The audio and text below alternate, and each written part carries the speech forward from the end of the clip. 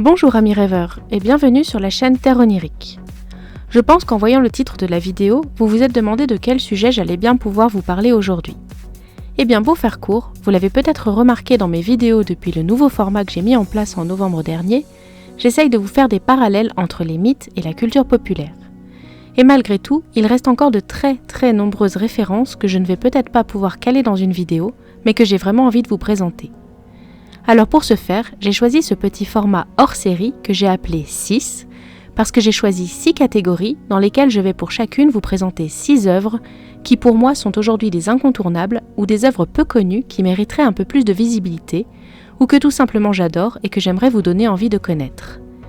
Vous l'aurez donc compris, il y aura 6 vidéos pour chacune des catégories qui sortiront tous les dimanches cet été parce que j'avais pas forcément envie de vous laisser tout l'été sans rien du tout et que ce format plus léger me permettra de bosser tous mes autres projets à côté. Nous reprendrons les mythes et légendes dès la rentrée de septembre. Et tout de suite, je vous présente le générique estival réservé à ces petites vidéos hors série.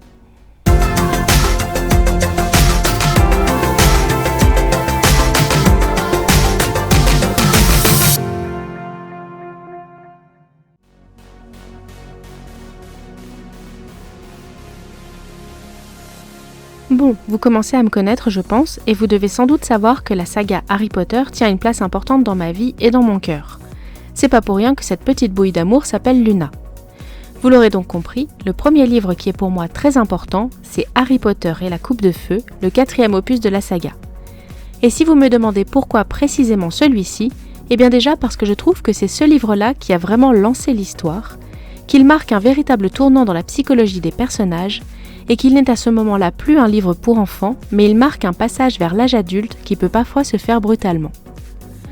Dans cet opus, Poudlard accueille pour la première fois depuis très longtemps le tournoi des 3 sorciers. De nouvelles mesures ont été prises pour la sécurité des élèves et notamment le fait qu'il faut absolument avoir 17 ans, âge de la majorité chez les sorciers, pour pouvoir y participer. Le jeune Harry a alors 14 ans et il pense pouvoir profiter du tournoi en tant que spectateur. Mais que nenni! Un mange-mort infiltré dans le château a mis son nom dans la coupe et le voilà 4e challenger du tournoi et au passage, à nouveau l'élève le plus détesté de l'école. Harry devra surmonter les 3 épreuves du tournoi, il sera également témoin du retour de Voldemort et de l'assassinat de l'élève le plus populaire de Poudlard. Si vous n'avez jamais lu les Harry Potter et que vous craignez le côté trop enfantin, je vous conseille de commencer à partir de celui-ci et de laisser de côté les 3 premiers. Dans un autre genre, la saga Hunger Games m'a également beaucoup touchée. Même si j'ai découvert ces livres avec le premier film, ce sont vraiment les livres que je préfère. Et pour n'en citer qu'un seul pour respecter le concept de la vidéo, ce sera le premier tome, puisque c'est dans celui-ci qu'on découvre l'univers. Après, je n'ai pas d'attachement particulier envers l'héroïne Katniss, c'est vraiment plus l'univers général de Hunger Games lui-même qui m'a fait accrocher à cette saga. Après oui, ça ressemble à un banal Battle Royale comme on peut en voir beaucoup ces dernières années. Mais celui-ci me fait penser à la dérive que pourrait prendre notre société avec la multiplication des télé-réalités, ce besoin d'en voir toujours plus, d'aller toujours plus loin dans ce qu'on montre, mais aussi dans ce qu'on regarde. Enfin bref, à l'instar d'un Black Mirror, Hunger Games montre ce que pourrait devenir notre société. Donc dans ce livre, on apprend qu'il y a eu une grande guerre et que Panem, le pays où ça se déroule et qui ressemble énormément aux États-Unis dans sa géographie et dans ses ruines, est divisé en 13 districts, plus le Capitole qui fait office de capitale. Le 13e district a été rasé il y a quelques années suite à un début de révolution. L'histoire commence par le tirage au sort des tribus qui seront envoyées à la 74e édition des Hunger Games. L'héroïne Katniss Everdeen vit avec sa famille dans le 12e district, et quand sa sœur est tirée au sort, elle décide de se porter volontaire pour prendre sa place. Elle franchit là la première marche qui fera d'elle la figure de la rébellion à travers les districts.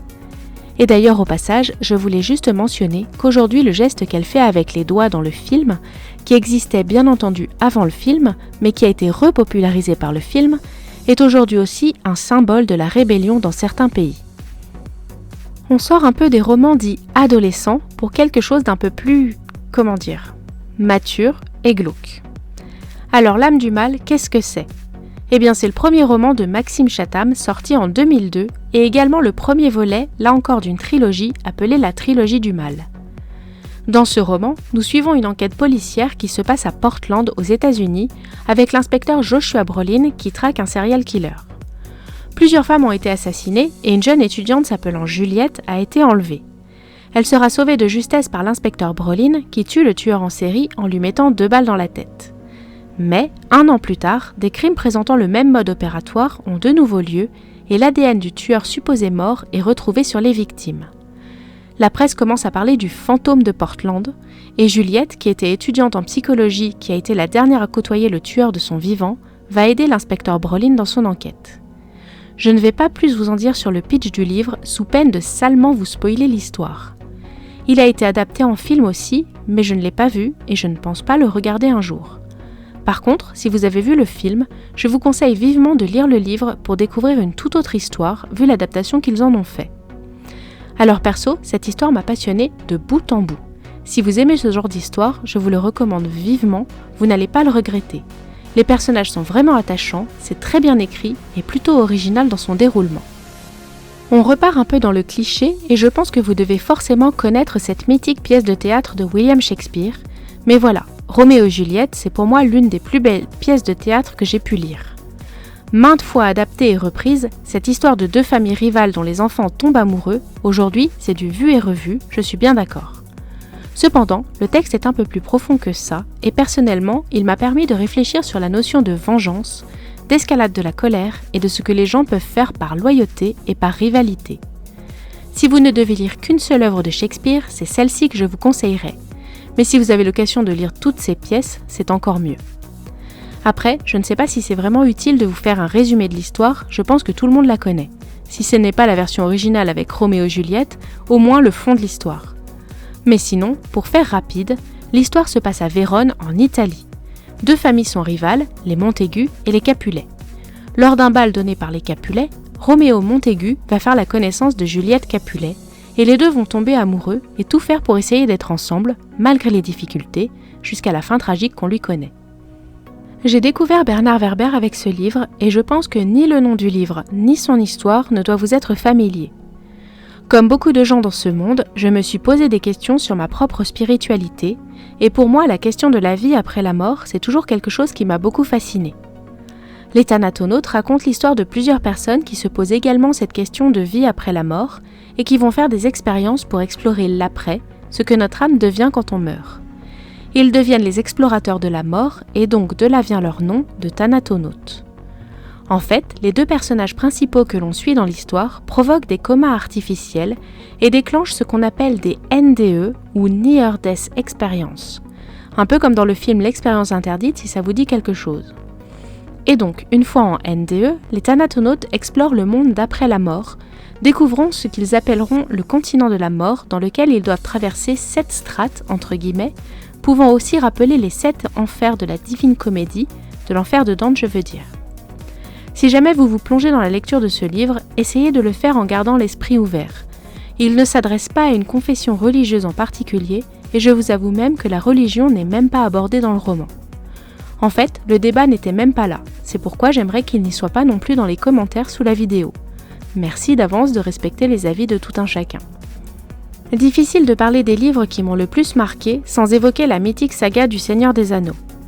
Bien évidemment, j'adore les films aussi, et je les apprécie d'autant plus que Peter Jackson a réussi à supprimer un peu tous les passages soporifiques, pour pas dire ultra chiants. Ceux qui m'ont accompagné ces derniers temps dans ma relecture de la saga savent de quoi je parle. Bref, là encore, pour n'en prendre qu'un seul, ce sera le premier, puisqu'il est celui qui nous plonge véritablement dans les prémices de la quête de Frodon et de l'anneau unique. Pour avoir relu le Hobbit, j'ai une petite préférence pour ce livre, puisqu'il est bien plus digeste que la trilogie. Alors oui, quand on lit Le Seigneur des Anneaux, on se retrouve très vite immergé dans l'ambiance, les descriptions nous donnent vraiment l'impression de voir en temps réel ce qu'il se passe. Mais allez, on va pas se mentir, il y a quand même des descriptions de 10 pages ultra soporifiques pour un simple caillou. Et puis on en parle aussi des chansons qui popent toutes les 2 pages. Bon allez, en vrai je pense que la saga est à lire au moins une fois dans sa vie, et là encore, si vous en avez l'occasion, lisez-les tranquillement, un petit chapitre par jour et ça passe. Il me semble qu'on peut aussi les trouver en livre audio si vous préférez ce support. Et voilà, on en a fini pour aujourd'hui avec la catégorie littéraire. J'espère que ce petit format hors série vous aura plu. Si jamais c'est pas le cas, pas de souci, on se retrouve en septembre pour le format classique des mythes et légendes. Sinon, sachez qu'un petit pouce bleu sera toujours fortement apprécié. J'aimerais bien connaître vos livres fétiches, donc n'hésitez pas à me laisser quelques titres dans les commentaires, je suis toujours à la recherche de nouveaux univers à explorer. N'oubliez pas de vous abonner à la chaîne si ce n'est pas déjà fait, et de me suivre sur mes réseaux sociaux. Et en attendant, je vous dis à la semaine prochaine pour une nouvelle catégorie.